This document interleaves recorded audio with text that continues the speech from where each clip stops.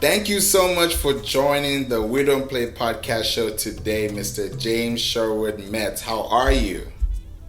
I'm doing fine. How are you doing, Favor? I'm doing great. We finally made it. I'm excited that you're here and telling us about your beautiful planet Storyland. Thank you for building such a creative space for people like us to be able to enjoy and experience what you've created from within. Cool. We'd love for you to tell us about how your journey started. Like, take us back into time. How did everything get to where it is today, and what was the shining light that pushed you forward? Okay, so what started me to write Planet Storyland was a question that I had. And the question had surfaced like years before. But there was one day when I decided, you know something, let me just try and answer this question. And the question was, what would a kid from another planet think about how we live? So one evening, I got a pen and pad and I set it on my nightstand and I laid back on the bed and I closed my eyes and I thought about the question. And so a scene started playing out and it went on for about 10 to 15 minutes. And then I sat up and I said, I better just go ahead and write down as much as I can. And then the next day I read what I wrote and I closed my eyes again and laid there, and the scene took over from where it left off the night before. And after about 10 or 15 minutes, I sat up and wrote down that part of it. And this went on for about a month when it ended. And so I read everything the following day after I put all these papers together. And even though I was pleased with the fact that I had written as much as I had and the way the story went, there were a lot of holes in it. And so I had to work on it some more. And so I completed a rough draft, which took about 7 months after that. And I was very pleased with it, and I let some people read it, and then I read it again, and there were still holes in it. So I continued to work on it, and when I finally finished, it was 7 years later. Even though it has 106 pages to it, it took that long to answer that question. And, you know, I really thought it was a simple question. I really did, but no, it took me 7 years to answer that question. So at the end, I decided to name it Planet Storyland. And the reason why I named it Planet Storyland is because there are billions of people on the earth, and most everybody is talking. And since everybody's talking, if they only said something about one thing, there would be billions of stories told just once by that many people, or however many people are doing the talking. Besides from that, there is the internet, there's the television, there's radio, there are books, there's magazines. So there are billions of stories that are going on every day. So I named it Planet Storyland. That's genius. You know, it's like you brought it all into one. And when I hear that name, I think of sequels, movies, I think of animation, I think of what do you call this? Broadway. You know, you're looking at it from that perspective, but also in the light of what you've created it for. And like you said, in 7 years, someone that's maybe in their first year and is giving up, or is like, is this thing worth it? Does anyone need to read it? Did you ever have moments when you were doubting yourself? And what did you do, if you did, to get out of those doubts so that you can help the next person? There's this saying, and it goes like this, that writer's block is when the characters stop talking. And so there was a time, I would have to believe it was probably during the second year, that I found myself kind of going over the same things over and over again, and I wasn't really getting anywhere. And so what I did is I decided to look for an editor. And I found an editor, and she took my project, and she had it for 2 weeks. So I didn't have anything to do with it for 2 weeks. And then we met up, and she went over some things, and she had a printout of her separate printout of the whole book, whole manuscript, shall I say. And so after she went over that and I came back home, I was refreshed and ready to get back into it again. So I would have to say that sometimes it would take a break and somebody else looking at it to get it going. Other than that, the driving force was this. I was going to find out either I could write or I was going to quit and just do whatever I was doing all along to support myself. And since I didn't quit, it was a smart decision, because there were so many things that took place that made me feel like I had done the right thing. And so the only time I quit was when I had finished.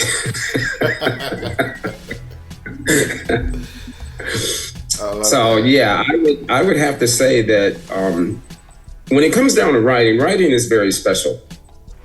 And it's special in the sense that whenever a person, I'm thinking that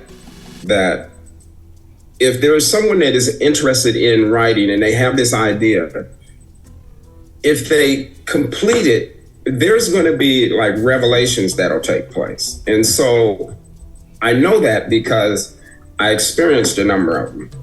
In the process of writing the answer to that question, there were things that were revealed to me that shocked me.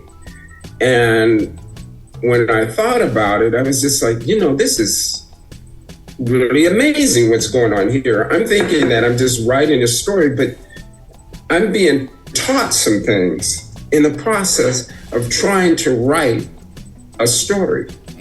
And so I would just say that besides from looking for someone to give you a break in and look at your work so that you could get that rejuvenation, that renewed determination, that the more you trust what it is that you're writing, you're going to get something out of it that is just going to be like, wow, that came out of me, and it's just cool. So that's amazing. You got me thinking about this too now.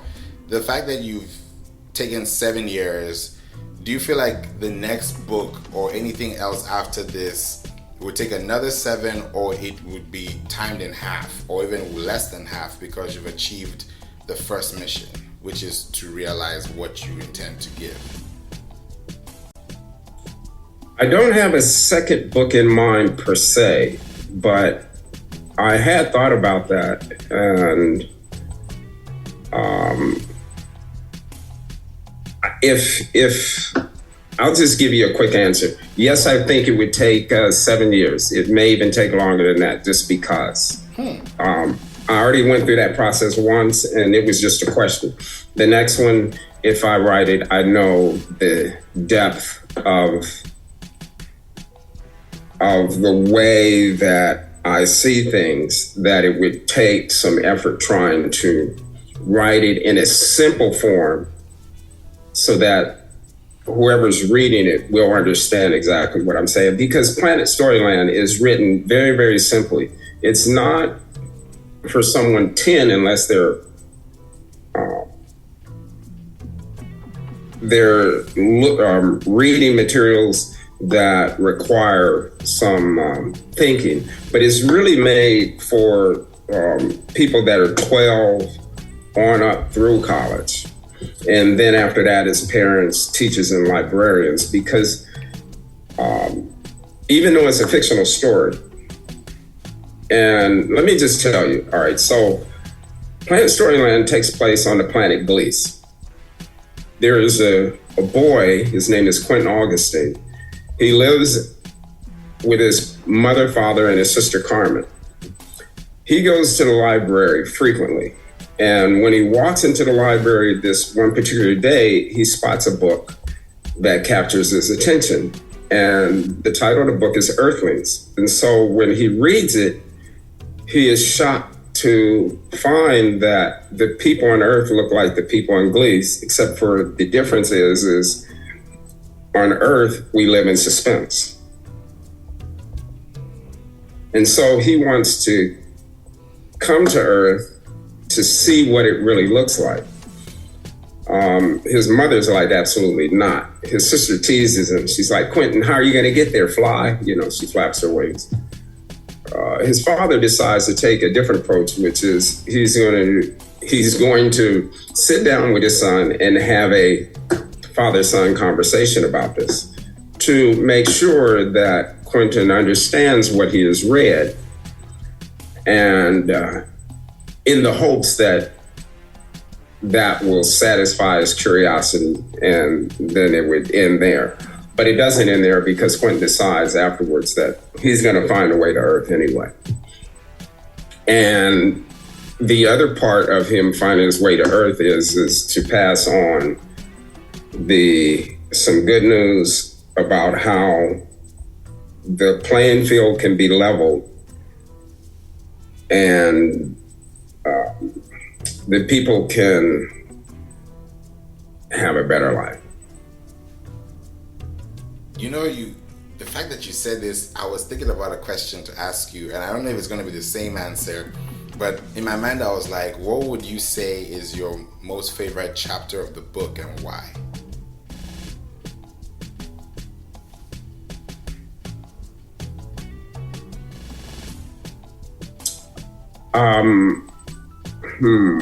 That's interesting, because I never thought of it that way. Well, see, okay, I would probably say the very beginning, because it starts off with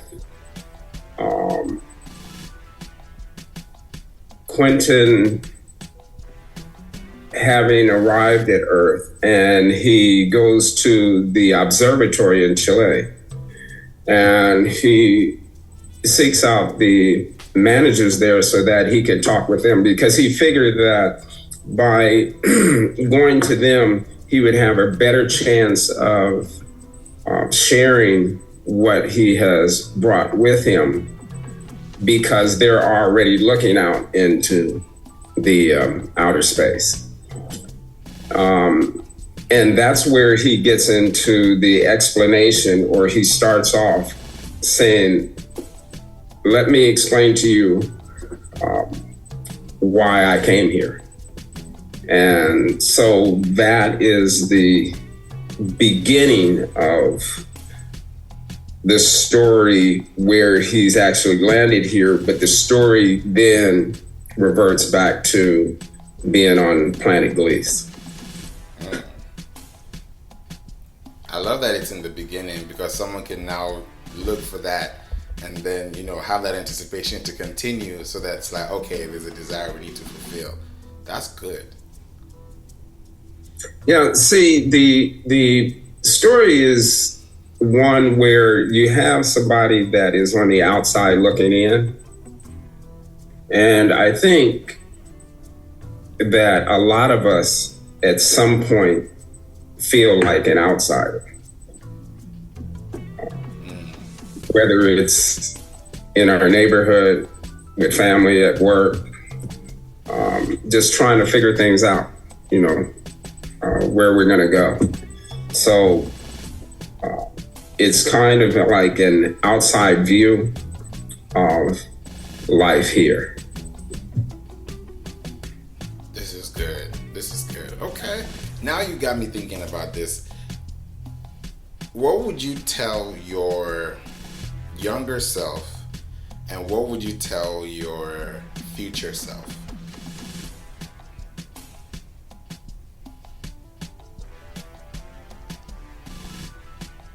My younger self, I would have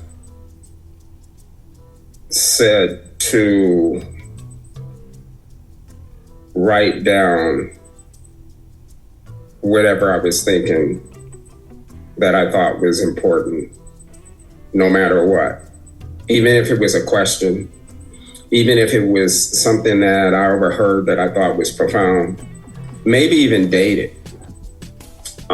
But get a bunch of notebooks because, you're going to fill up these pages shortly. It may be a couple of months, but, you'll need another notebook. So get a bunch of notebooks and pens and write down a lot of what you think. Because one of the things that I found really surprising, Favor, is that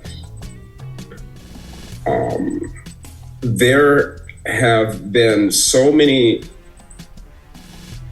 instances in my past that I am now just beginning to realize I'm connecting the dots, so to speak, that has led up to even me meeting you. And so having some little record of past thoughts is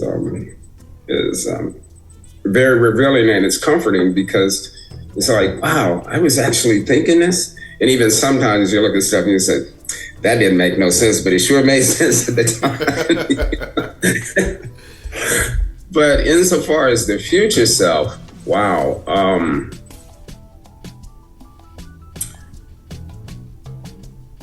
I would just say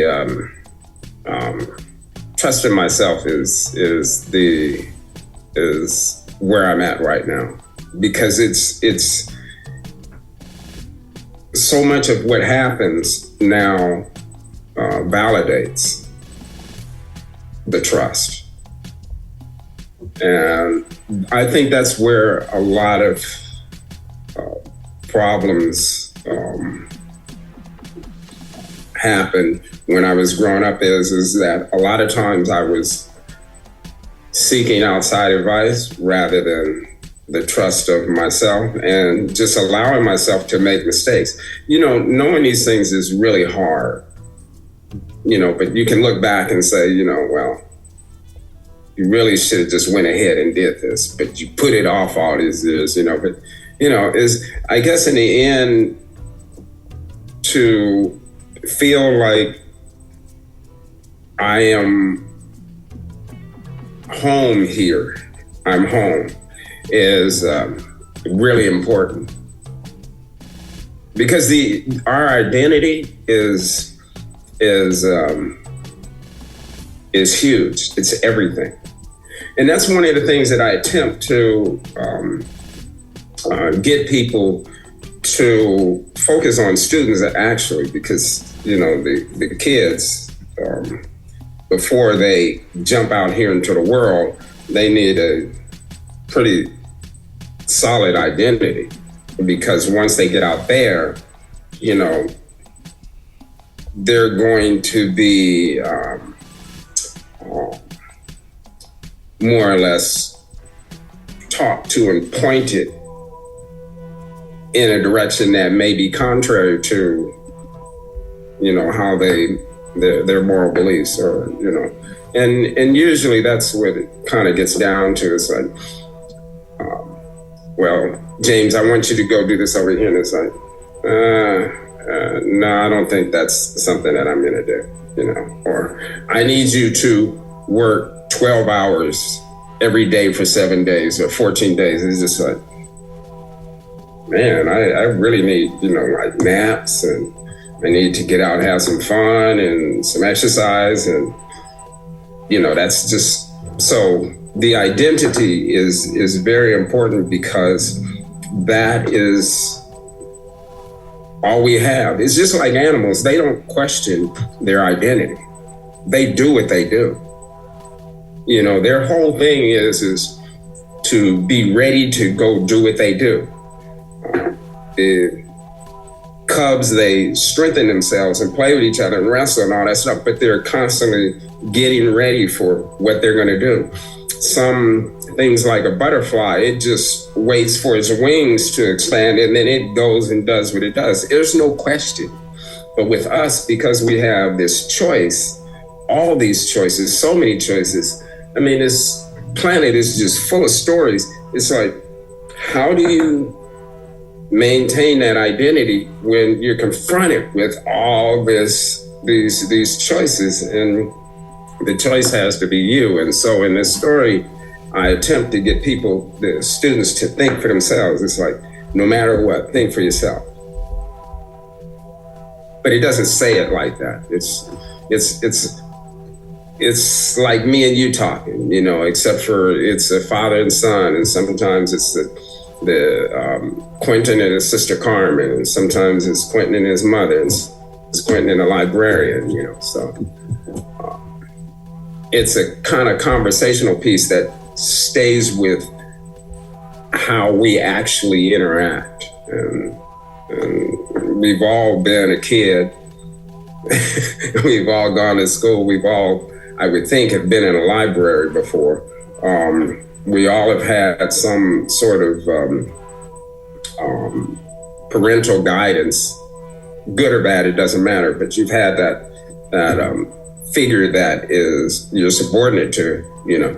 And so that's the dynamic that's there. And it's not really drama in a sense. It's just, you know, as a matter of fact, this is how we talk. And so the identity, very important. Very important. This is so good. Wow. Thank you so much, James, for being with us on the We Don't Play podcast show. It's been an honor. I've learned a lot myself, and I feel like it's always a masterclass sitting and just listening in and being a first partaker as people are also taking it in as well. And I know that they want to take action by starting off by going to your book, listening or reading or connecting. How can they connect with you? And also, how can they find the book so they can also connect within the chapters? Okay, so the book, as you can see, I guess you can see it. Oh, I have to put it here. Is Planet Storyland. Can you see it? Yes. Yes, you can. All right. And the website that it can be purchased on, either an ebook or paperback, is planetstoryland.com. And there's also a place where if a person wanted to submit a question or make a statement, they can do that too. And there's also reviews there, a lot of reviews there. So there's that. I'm also on Instagram at James S. Metts, and I'm also on LinkedIn, and I'm also on Facebook. It could either be Planet Storyland or James Sherwood Metts. Thank you so much, James, for being with us. And I know that definitely if you're listening to this, you can click the link in the description and you can type it up and go to planetstoryland.com so you can get your copy. And also send a review, you know, connect back with James, because I know feedback is the best currency for any business. And I thank you for being here with us today. Thank you, Favor. It's been a pleasure. It's a pleasure. Thank you. Welcome to season 13, where you listen, you live, you learn, and you earn. A lot of information is always given on this show. So we're in the 13th season. God has brought us so far, and I just want to thank God for the opportunity to connect with you today on such quiet, calm space like this. So thank you for listening. Know that Jesus loves you, and know that you can always connect with me on the We Don't Play podcast show. More specifically, go to WeDon'tPlayPodcast.com, or you can go to playinc.online. That is PLAYINC.online, and get in touch with me. Let's get on a call. Let's talk. let's focus on SEO for 2026 and beyond. So until we meet in the next episode, God bless you. Jesus loves you. Stay hydrated, stay safe, and stay blessed, and stay tuned. Bye for now.